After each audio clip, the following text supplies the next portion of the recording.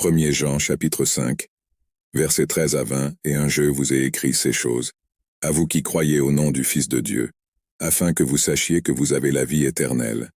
Car il nous écoute en toutes choses selon sa volonté.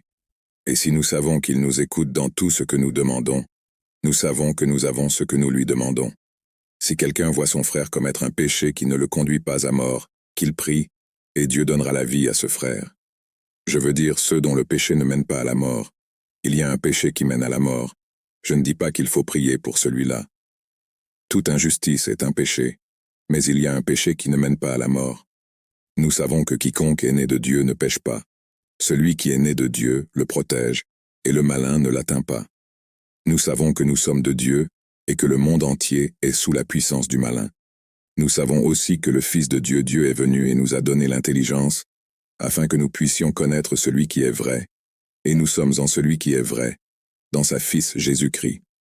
C'est le vrai Dieu et la vie éternelle. Petits enfants, gardez-vous des idoles.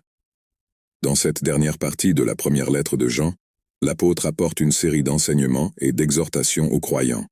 Il écrit à ceux qui croient au nom de Jésus pour s'assurer qu'ils ont la vie éternelle en Christ. Jean souligne la confiance que nous avons lorsque nous nous approchons de Dieu dans la prière. Lorsque nous demandons selon sa volonté, il nous écoute et nous accorde ce que nous demandons. L'apôtre encourage également l'intercession en faveur des frères qui pêchent, mais il souligne qu'il y a des péchés qui mènent à la mort, pour lesquels nous ne devons pas prier.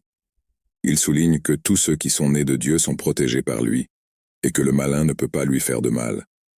Jean met en évidence la division entre ceux qui sont de Dieu et le monde qui est sous le pouvoir du malin. Il prétend que Jésus-Christ est venu pour nous donner la compréhension et pour connaître le vrai Dieu en son Fils. C'est par Jésus que nous avons la vie éternelle.